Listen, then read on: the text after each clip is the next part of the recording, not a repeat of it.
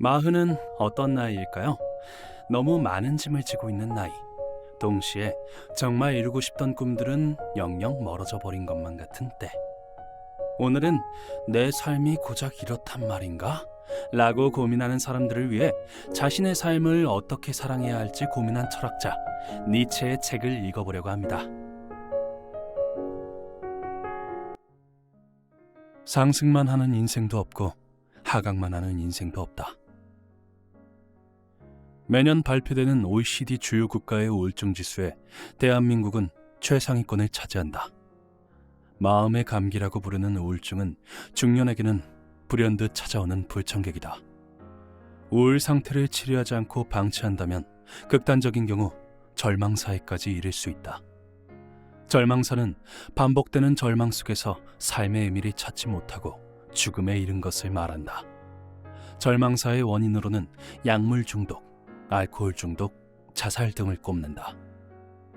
왜 우리의 삶은 이러한 비극으로 내몰리는 것인가?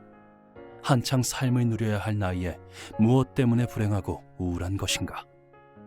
니체는 인간을 약화하고 그 마음을 우울하게 하는 원인을 모든 추한 것에서 찾는다. 인간은 추한 것들 앞에서 무기력해지고 쇠퇴하며 위험에 빠진다. 니체가 언급한 추한 것들에는 소진, 힘듦, 늙음, 피로의 모든 징표, 경련이나 마비 같은 모든 종류의 부자유다. 인간은 중년부터 노화의 속도가 확연히 빨라진다. 특히 호르몬의 변화로 인해 갱년기가 올 수 있는 시기다. 그래서 몸이 예전 같지 않게 힘들고 쉽게 지친다. 그런데다 경제적으로나 사회적으로 무척 팍팍한 삶을 살고 있다. 또한 40대를 넘어서면 다른 사람과 비교해 더 많은 것을 성취하지 못했다는 심리적 좌절감과 압박감을 받기 쉽다. 중년의 우울감과 권태로움은 점점 심해질 수밖에 없다. 일명 중년 우울증에 빠지는 것이다. 인간은 하염없이 쇠퇴하는 자신을 증오할 수밖에 없다. 하지만 니체는 몰락한 자신에 대한 증오감에도 전율, 신중함, 심원함, 멀리 내다봄이 들어있다고 말한다. 언제나 부족하고 힘든 우리의 삶도 아름다운 예술로 다시 태어날 수 있는 것이다. 그러려면 자신의 추한 삶을 경멸해야 다시 아름다운 삶을 향해 나아갈 수 있다.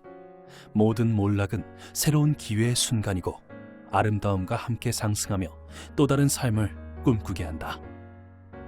니체는 차라투스트라는 이렇게 말했다 해서 몰락해가는 자는 위대한 정오의 짐승에서 초인에 이르는 길 한가운데 서 있다고 한다.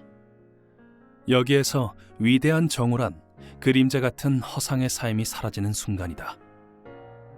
차라투스트라는 저녁을 향해 나아가는 그의 길을 최고의 희망으로 축복하게 되는 때라고 말한다. 왜냐하면 몰락하는 자는 드디어 새로운 아침을 맞이하며 인간의 온전한 모습인 초인에 이를 수 있기 때문이다. 이제 인간은 인간 이전의 존재인 짐승으로 퇴락할 것인가? 아니면 삶을 극복하여 초인으로 상승할 것인가를 선택해야 한다. 동굴 안의 세계와 동굴 밖의 세계. 플라톤의 대화편, 국가에 나오는 동굴의 비유는 서양 철학사에서 가장 유명한 비유다. 플라톤은 우리에게 지하 동굴 안에서 살고 있는 죄수들을 상상해보라고 한다. 그들은 어린 시절부터 그것에서 다리와 목이 쇠사슬에 묶여 있었다. 그들은 고개를 돌릴 수 없었기 때문에 얼굴이 오직 동굴 벽으로만 향해 있다. 그들의 뒤편 저 멀리 위쪽으로부터 불빛이 그들을 비춘다. 죄수들은 그 빛이 어디에서 오는지 모른다.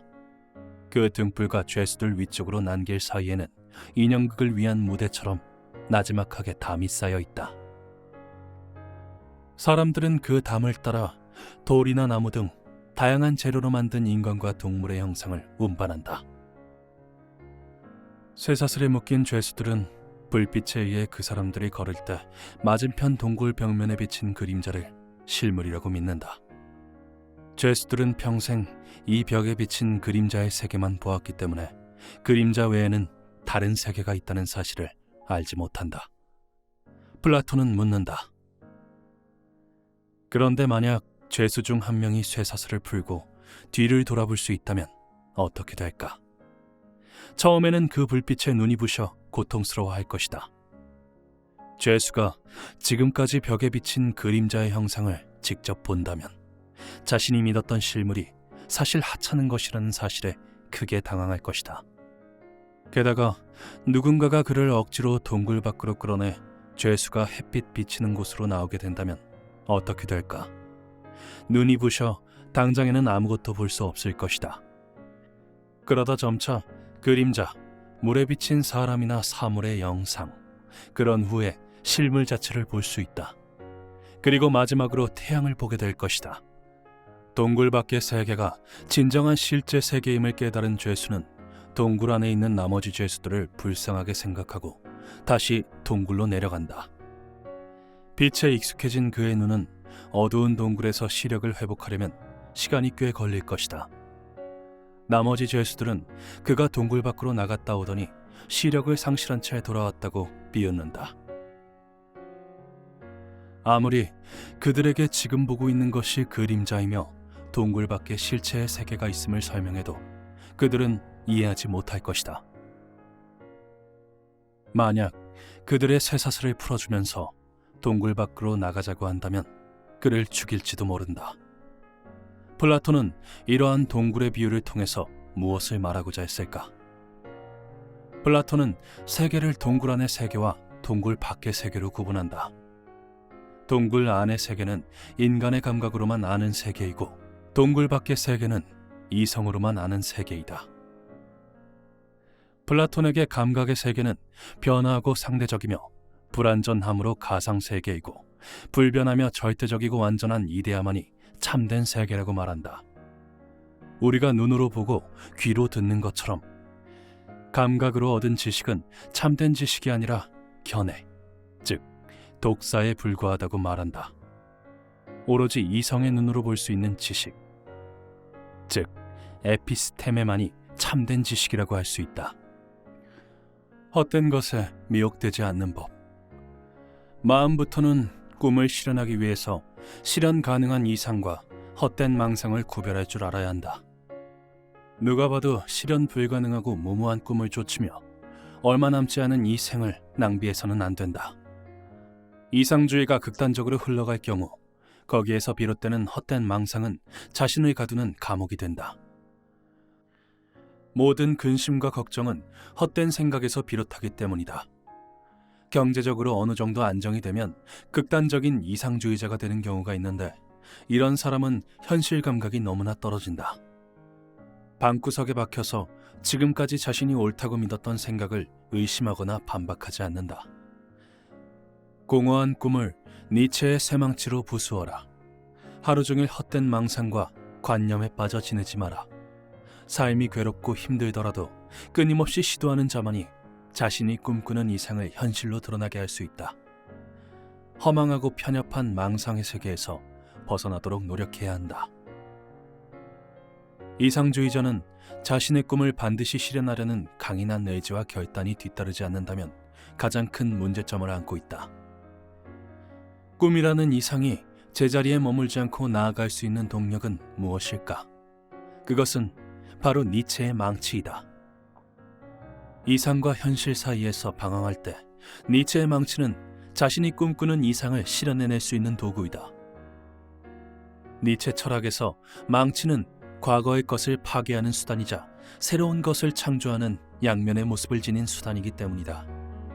니체는 우상의 황혼에서 다음과 같이 말한다. 그대들의 단단함이 섬광처럼 내리치면서 자르고 분쇄하려고 하지 않는다면 그대들은 어떻게 장차 나와 함께 창조할 수 있겠는가? 현실주의자는 헛된 망상에 빠진 이상주의자를 향해 현실을 직시하라고 말한다. 꿈만 꾸는 사람은 근본적으로 현실 사회에 적응하기가 힘들다. 이러한 이상주의자들은 편협한 고정관념에서 해방될 때 어디에도 집착하지 않고 모든 것을 내려놓을 수 있다. 따라서 이상주의자는 현실주의를 약간은 받아들일 필요가 있는 것이다. 지금까지 마흔의 삶의 자극제가 되는 니체의 25가지 조언, 마흔에 읽는 니체였습니다.